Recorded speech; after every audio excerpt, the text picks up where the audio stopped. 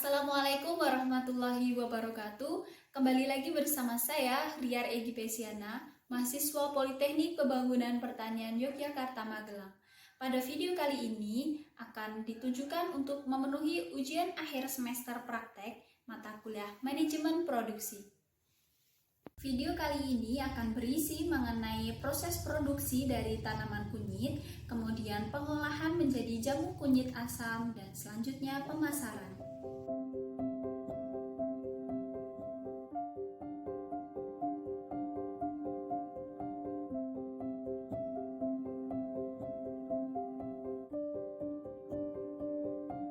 Desa Semawung merupakan desa yang terletak di Kecamatan Andong, Kabupaten Boyolali. Kecamatan Andong terletak pada ketinggian 190 meter dari permukaan air laut. Kecamatan Andong berada pada dataran yang rendah dengan keadaan tanah yang subur. Keberadaan komoditas kunyit yang berada di Desa Semawung biasanya dijumpai pada lahan pekarangan rumah, persawahan, dan tegalan atau hutan.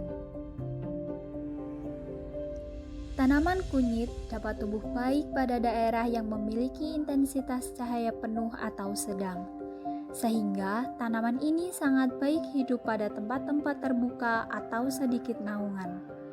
Pertumbuhan terbaik dicapai pada daerah yang memiliki curah hujan 1000 sampai 4000 mm per tahun.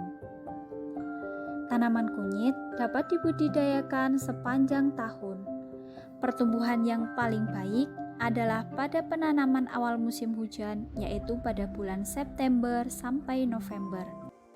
Pada proses produksi kunyit, tahapan pertama yaitu persiapan bibit. Persiapan bibit adalah proses penyediaan bahan tanaman setelah melalui proses seleksi, dengan tujuan menyediakan bibit yang berkualitas sehingga menjamin stabilitas dan kepastian hasil budidaya kunyit. Bibit yang digunakan berasal dari tanaman induk yang sehat dan berumur 9-10 bulan. Tidak terdapat gejala penyakit layu bakteri, busuk akar rimpang, akar daun, bercak daun, busuk rimpa, dan nematoda akar. Tahapan selanjutnya yaitu penyiapan lahan. Penyiapan lahan merupakan rangkaian kegiatan mulai dari membersihkan lahan dari bebatuan, gulma, dan sisa-sisa tanaman lain. Tujuannya agar lahan siap untuk ditanami dan sesuai dengan persyaratan tumbuh tanaman. Pembuatan bedengan disesuaikan dengan kondisi lahan. Lahan yang digunakan mengandung pupuk organik atau pupuk kandang yang matang dan diberikan 1 minggu sebelum penanaman dengan arah bedengan dibuat dengan memperhatikan konservasi lahan. Proses selanjutnya yaitu penanaman.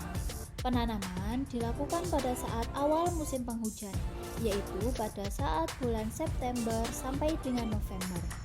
Penanaman merupakan proses meletakkan bibit ke dalam lubang tanam atau alur yang sudah disiapkan sesuai dengan jarak tanam.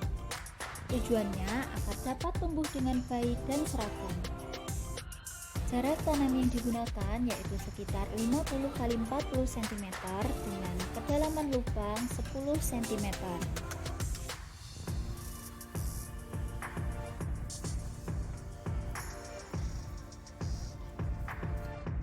Tahapan selanjutnya yaitu pemeliharaan. Pemeliharaan adalah suatu rangkaian kegiatan yang mencakup kegiatan penyulaman, penyiangan, penyiraman atau pengairan, dan pembumbunan. Penyiangan dilakukan dengan hati-hati agar tidak merusak akar tanaman dan mencegah masuknya penyakit. Tahapan selanjutnya yaitu pemupukan. Pemupukan adalah pemberian unsur hara berupa pupuk organik dan anorganik ke tanaman. Tujuannya yaitu memenuhi kebutuhan unsur hara yang diperlukan agar tanaman dapat tumbuh optimal dan berproduksi dengan maksimal.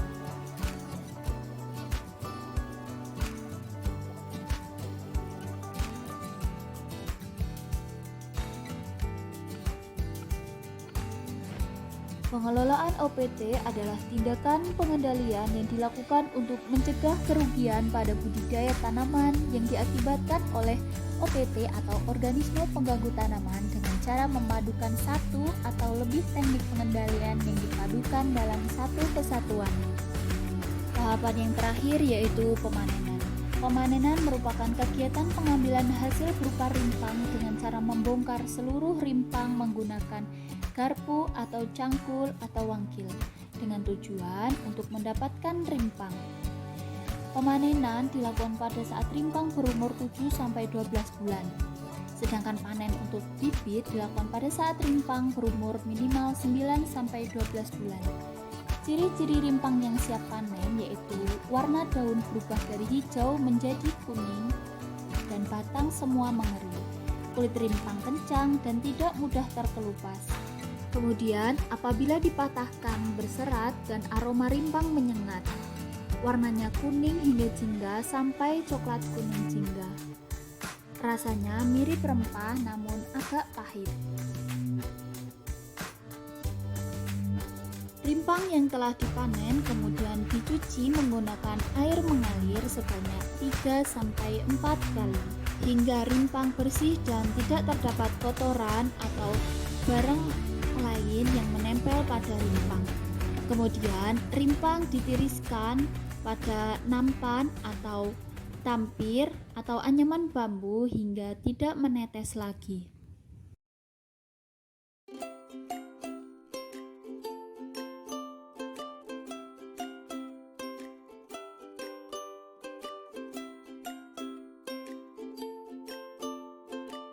Kemudian rimpang yang telah melalui tahapan sortasi dan dicuci sampai bersih, kemudian dikupas menggunakan pisau dan dipotong menjadi kecil-kecil. Selanjutnya, bahan seperti asam jawa, gula jawa, dan gula pasir dicampur dengan air. Kemudian kunyit yang sudah dipotong tadi di blender menggunakan kecepatan sedang hingga tinggi. Kemudian rebus dengan asam, gula jawa, gula pasir, dan garam hingga mendidih. Saring dan tunggu beberapa saat agar jamu tidak terlalu panas, kemudian jamu siap untuk dikemas menggunakan botol. Botol yang digunakan yaitu botol putih transparan dengan volume 350 ml. Kemasan botol ini dilengkapi dengan tutup yang tersegel serta logo pada produk. Selanjutnya yaitu pemasaran. Pemasaran dari produk kunyit asam ini dilakukan secara langsung pada pasar tradisional. Kemudian, pembuatan toko pada media sosial berupa Instagram. Promosi juga dilakukan melalui Instagram dan WhatsApp. Selain itu, menjaga hubungan yang baik kepada para konsumen dan melakukan penyebaran dari mulut ke